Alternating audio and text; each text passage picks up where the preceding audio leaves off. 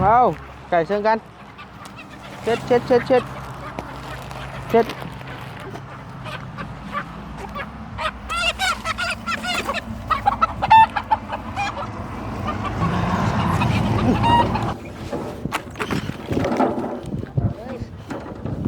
เกี่ยเขาใส่อีกนะครับ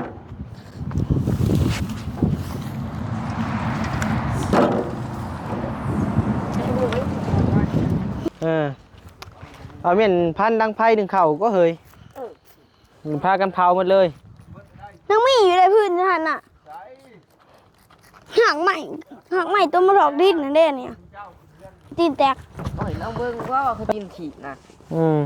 ตัวคุณยังรู้เลยไพ่มากเราทีมหามเฮ้ากับบเวียดมากกับบเวียดเว้ย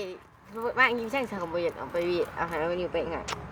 บัวตีหนาที่ดังซองหูฉันอยู่ก้อยนี่บ่มากยังถือไปหมดคันไอ้ก็ไปแปลงได้คือกันมากพ่อหนอดเสียสินั่นนี่คือเก่าวันนี้มันจะเสียที่กับไอ้กับปอตาบ่อันนั้นที่เบิ่งติใส่มันพันออกพันหมดเลยนี่บางคนทันออกกับหนูเอาบอกเอากระเจมาเลยห้ามไปหลอกตีนจะห้ามตีนห้ามเห็ดดีๆตั้งใจห้ามมุนมาห้ามไปเลยนี่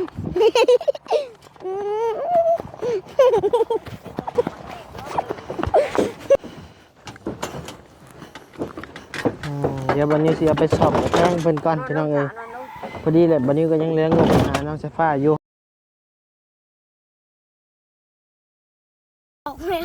ยังใส่ผ้าใส่ดีๆในเสื้อหันเพิ่งได้ทางหน้า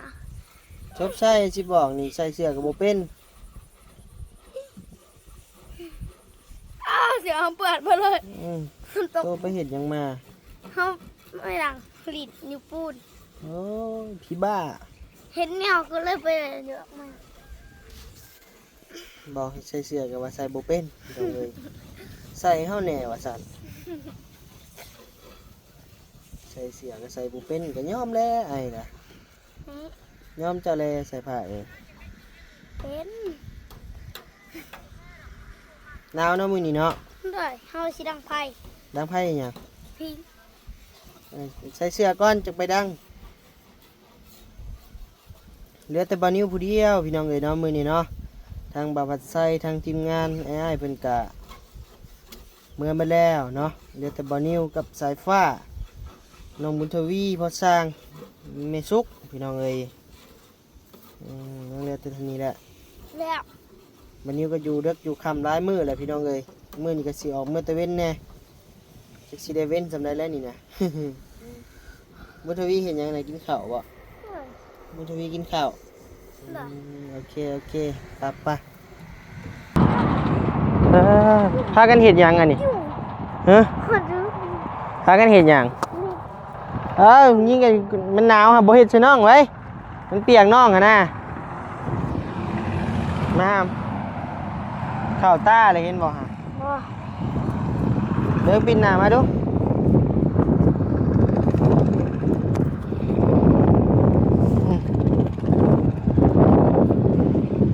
สบายดีปะลุงเนี่ยไหมสบายดีปะลุงบุญทวีเอ้าหมอน้อยนี่เปียกมดผู้น้องนี่โดยฮะต้มที่นี่คือว่าเห็นจะกินข้าวกับยังบุญทวีต้มมี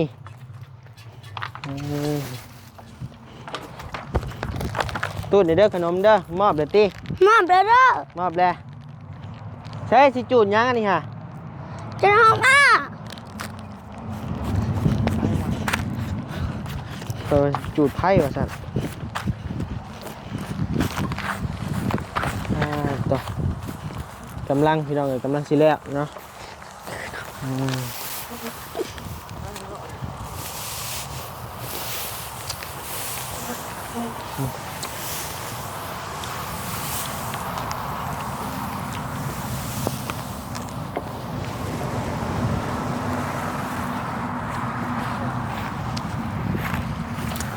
เปิดเพื่องมาเลยผม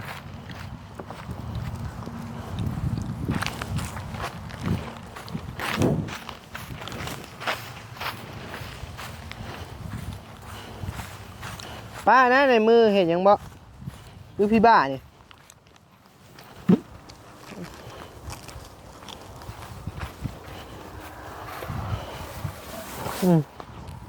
ซุ้มบ่บัดนี้ หน่อย ทุกทีใช่ไปบุญวีบ่เห็นเวียกเห็นงานน่ะเก็บพี่เหยื่อไปนี่ขาวๆจุนพูนเท่านี้เก็บมา ไม่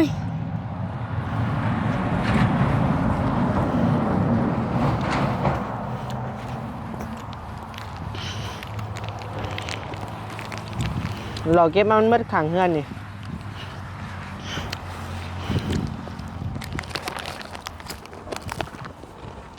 เยอะแถวมึง สายไฟเวียกมันมืดแล้วเจ้าหันเก็บรถให้น้องจูนนี่ เก็บไข่ไปเลย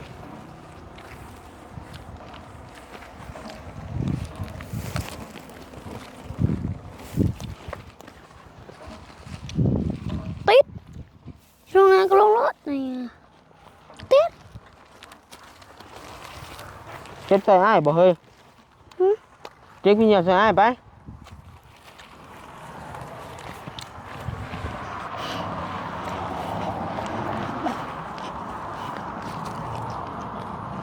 ไม่ปล่อยเลย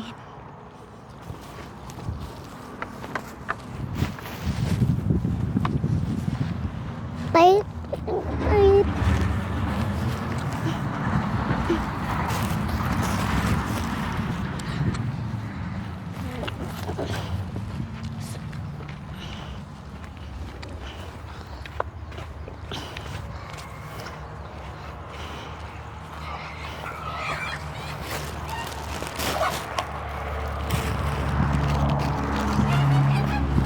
เอาไก่เชิงกันเช็ดเช็ดเช็ดเช็ดเช็ด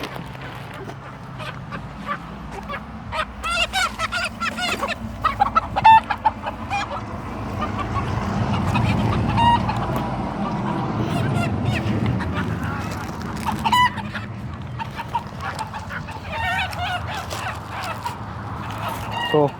กลุ่มเชิงกินได้มันเห็ด ไข่เอาไว้ในบ้าน อยู่น้องพี่ได้เดี๋ยวต้องเสื้อพี่กับไพ่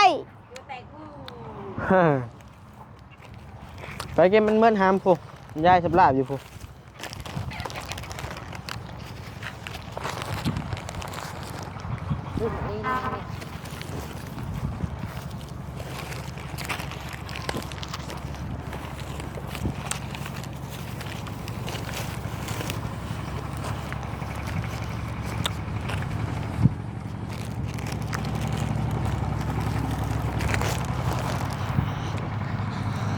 เห็ดอาเมียนเอาเลยหามเลยเพื่อนเฮาเนาะ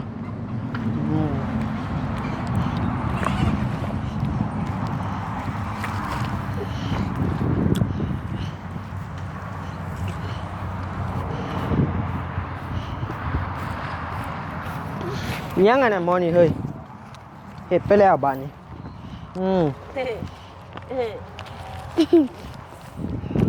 เก็บเก็บ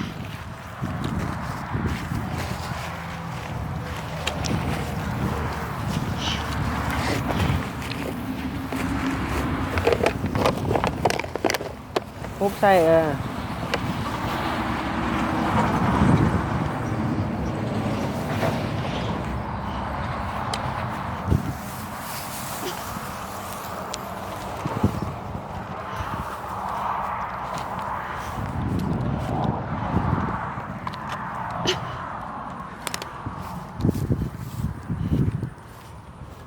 ปเก็บใส่เก็บใส่ฮะเราเก็บใส่พูหนาข้านลาบอยู่พูฮาม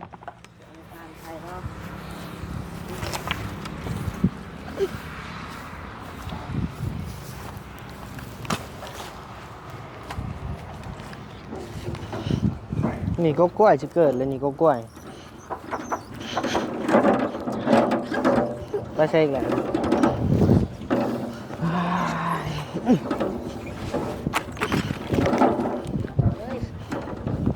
เคลียร์เขาใส่อีกนะครับ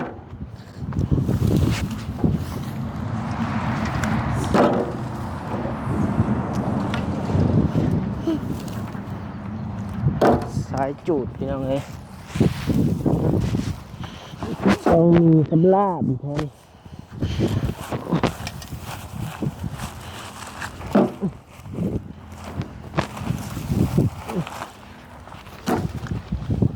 ต่อ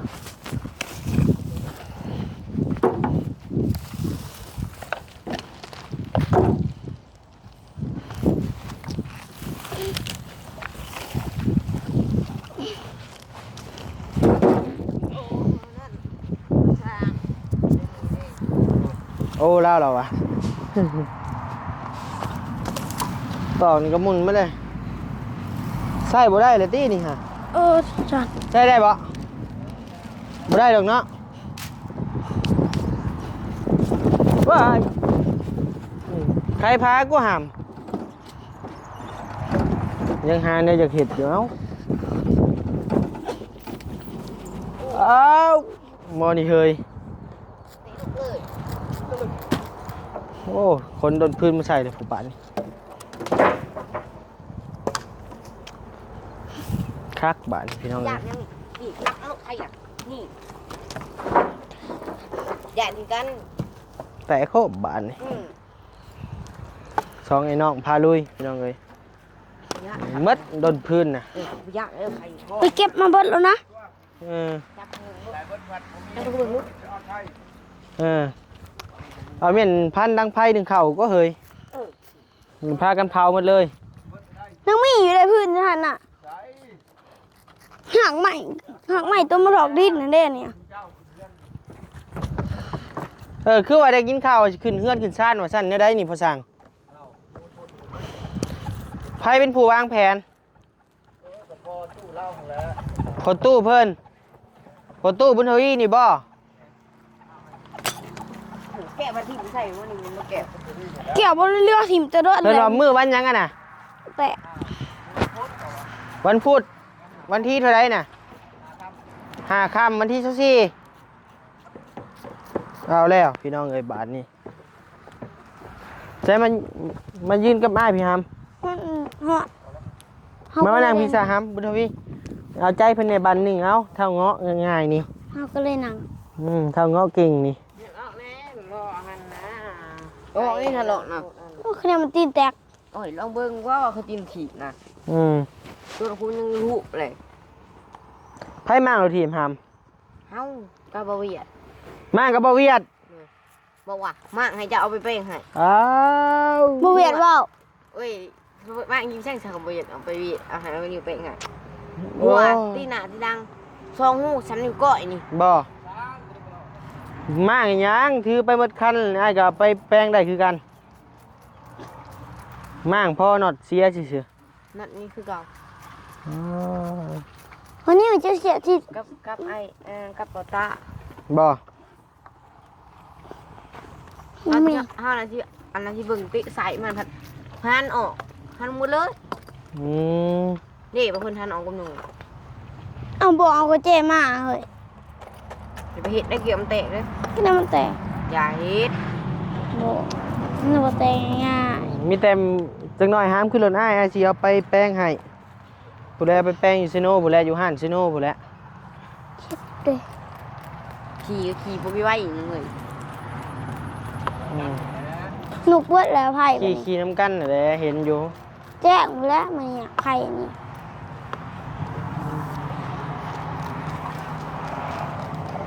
โมโมดมันให้ลูกแต่จะเติมน้ำใส่มันให้ลูก มีแต่จังน้อยห้ามขึ้นรถอ้ายเด้อ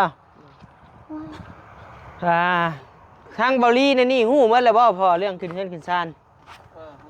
ฮู้แล้วเบาลี่ตกลงบ่โอ้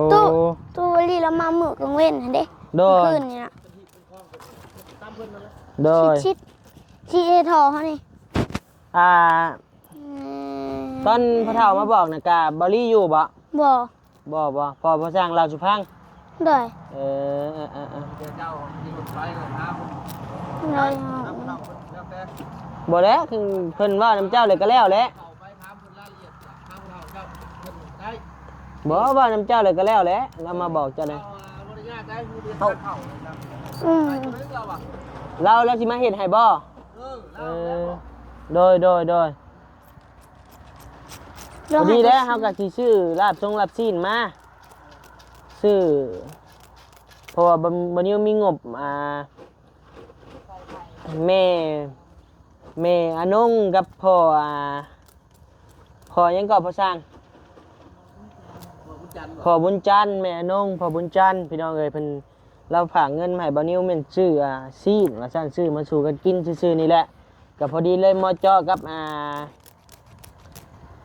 งานขึ้นเฮือนน้องสายฟ้าก็พอดีแล้ววันนี้ก็สิซื้อมามื้อนั้นเลยเนาะเพราะว่าตอนแรกแม่เพิ่นก็บ่ได้ว่าซื้อมาขึ้นเฮือนขึ้นศาลดอกเพิ่นซื้อมาให้กินส่งเงินมาให้ซื้ออยู่ซื้อกินซื่อๆพี่น้องเอ้ยแต่ว่าวันนี้ยังบ่ทันได้ซื้อบอกแม่เพิ่นแล้วว่าเวลาไอ้นี่เวลาทางทีมงานบ่ตรงกันถ้ามื้อใดมาตรงกันแล้วจังสิซื้อมากินบัดนี้ว่าก็พอดีแล้วมอจอกับมื้อขึ้นเฮือนเลยพี่น้องเอ้ยเนาะเดี๋ยวบัดนี้ก็สิซื้อมาแม่เพิ่นบอกว่าซื้อมา5โลว่าซั่น6โลก็ได้เนาะก็พอเลยเนาะพอเนาะ5โล6โลเนาะเพราะว่าคนก็บ่มาหลายนะพี่น้องเอ้ยเอามีนี่แหละโดยผู้สร้างคนก็บ่มาหลายผู้สร้างพอจักเฮานี่แหละพี่น้องเอ้ยผู้สร้างน้ำจังบ่พิงไผได้ผู้สร้างโดยมันแรงถ้าเบิ่งรถให้นกโพดโอเคแล้วเนาะซั่นน่ะเนาะถือว่าเป็นมื้อวันที่5ค่ำเด้อพี่น้องเด้อเนาะมื้อวันพุธมื้อวันพุธตรงกับวันที่24เนาะพ่อเนาะตรงกับมื้อวันที่24เด้อพี่น้องเด้อเนาะขึ้นเงินขึ้นศาลน้องสายฟ้าเฮาแล้วก็เอามากินกูเบิ่งลูกเอามากินน้ำลังมีพ่อแม่อยู่ใกล้กินแม่กลับมากินโลดอยากอบอุ่นน้ำกันเนาะพี่น้องเนาะจะนำบ่เอากินหยังยังจมยังส่องไอ้น้องนี่ฮะบ่เอากินหยังเอ้ยเฮ้ยหอเจ็บคออยู่จอเตะตกคอนไหมเล่ากับน้องคู่นี่บ่อยากถือกันบ่ได้นะพี่น้องเอ้ย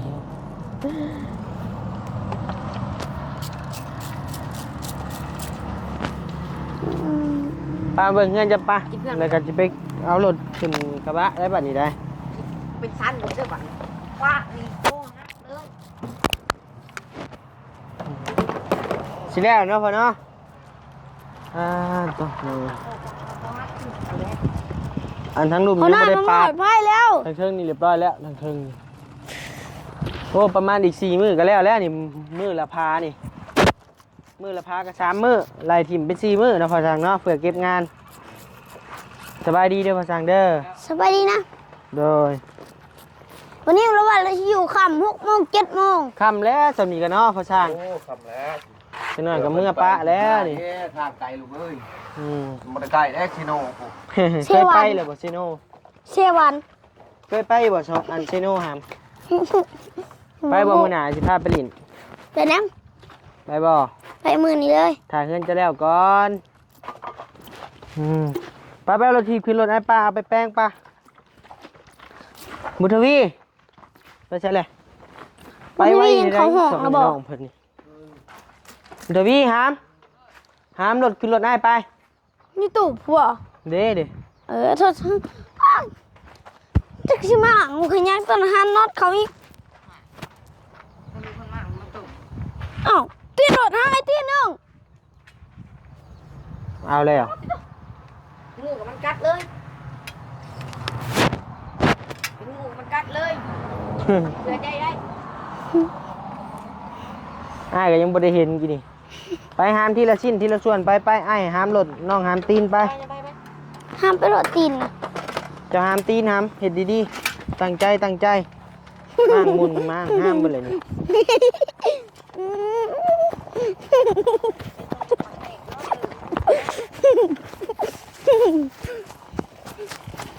เป็นชิ้นเป็นส่วนเลยบางทีก็ได้ใช้ยังอันนี้อยู่ในนี้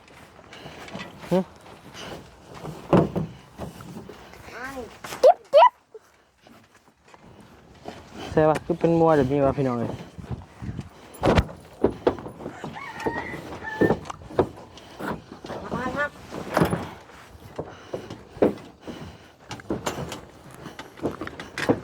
เดี๋ยวบันนี้สิเอาไปสอบแจ้งเพิ่นก่อนพี่น้องเลยพอดีเลยบันนี้ก็ยังเหลี้ยงงบหาน้องไฟฟ้าอยู่เนาะงบทางเย็นนั่นแหละหรือว่าไม่เย็นนั่นแหละพี่น้องเลย อันนั้นคือหักนั่นน่ะ เดี๋ยว ฮัน นอนออกหันนอนออกก็เป็นแบบนี้ละ ใช่กระตาเลยบ่หามเปลี่ยนกระตาใหม่บ่ เห็นบ่ เปลี่ยนแล้วเด้ โตจะเฮ็ดถิ่มโลเล่เด้อไอ้เปลี่ยนมาเด้อ ตามหลักมือไอ้ตาหัก หมุน หัวตีไปชื่อเป็ด เป็ดกับมึงบ่มีกันกินต้นมั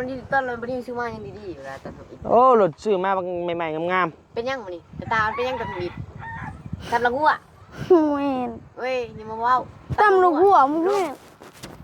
บ่เคยตั้มลูกหัว ลบตอนน่ะเอากระโตลงตาตกเจ้าของที่1 หึบ่เคยตก เก็บตามละงัวนะครับขอบเธอ1 ๆนั่นน่ะอันนั้นเฮียนทิพย์อ่ะ อันนี้เป็นแล้วบ่เฮ็ดล่มตีบัดนี้ มันมือนี้มันคือเป็นอันนี้จ้ะ ไผปั่นมื้อนี้ ให้ปั่น ไผบอกจะแล่นตำกำแพง เฮ็ดเอง เห็นว่าขี่เป็นก็สัตว์เอาได้เพิ่นขี่พี่น้องเอ้ยเท่างามเพิ่นจะยาแล้วเนาะบ่เป็นหยังดอกเนี่ยแป้งมาใหม่ก็ขี่ได้คือเก่า โซตกแหละ เปลี่ยนใส่อีกแล้วนะ โดยเปลี่ยนไฉก็ยากสิเท่าใด2ตีนเบิ่น50 80ผู้พิยักษ์ ได้พูดนิดหน่อยจับเข้มนี่เขาจอดยังไม่อยู่เลยพูดลมในนิ้วก้อยเท่านี้ ล้มบ่นิ้วก้อยผู้ ช่วงงูตีนหน้าตีนหลัง โอ้ ทางหน้ากระซอง โดยขี่ได้เฮ้ยข่อยยอมจะเด้ ลมนิ้วก้อยผมใส่มัน โอ้ยเล่นกล้องแตกเลยพี่น้องเอ้ยเอาอยู่ดีไม่แห้งบอกพ่อแม่พี่น้องเนี่ยอยู่ดีไม่แห้งเด้อวะนี่ จะได้มีแห้งเด้อ ความเจ็บบ่อยได้ ความเจ็บไว้ได้ ความไข่ไว้มีประชาสิ่งใดขอให้ได้สิ่งนั้น มีความมุ่งมั่นปรารถนา มันปรารถนา อย่าเจ็บอย่าจน อย่าเจ็บอย่าจน ร่ำรวยรวย ทำน้ำรวย สาธุเอามือขึ้นหัว สาธุ บุญทวีอยู่ดีไม่แห้งเด้อ โอ้คนหนึ่งดีนี่เองต้องเจ็บได้ต้องไปนี่รับมันด้วยเรียกฟังปรารถนาสิ่งใดขอให้เจ้าได้ขอให้ไม่ได้สิ่งนั้นสาธุ สาธุเอาเนาะทางบันนี้ก็สิได้ลำลาพระจากก่อนพี่น้องเอ้ยเนาะเดี๋ยวพอกันใหม่ในมื้ออื่นเด้อพี่น้องเด้อมื้อนี้บันนี้สิกลับก่อนพี่น้องเอ้ยโดยสบายดี ขึ้นมารถ ร่ำรวยเด้อเนาะโดย